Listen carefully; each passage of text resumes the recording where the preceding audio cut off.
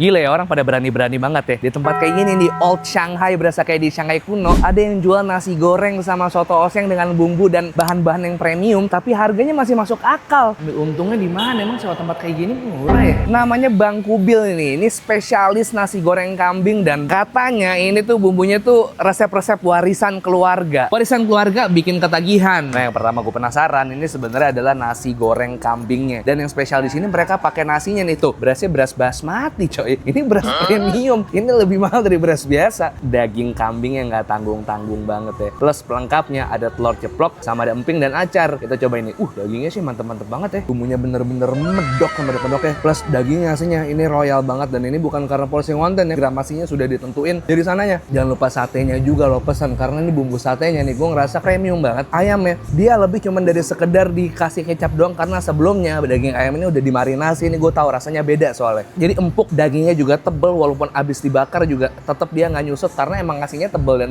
gede-gede dagingnya. Ilmu lagi nih dari gue kalau pesan soto oseng di sini, jangan dicampur makan kayak gini nih. Ada daging, ada kentang, sama ada tomat. Siram dikit aja ke dagingnya biar nyampur. Makan pakai nasinya. Yang gue suka ini tuh dia, lo pikirin kelihatan kayak berminyak, cuma sama sekali nggak ganggu di tenggorokan gue.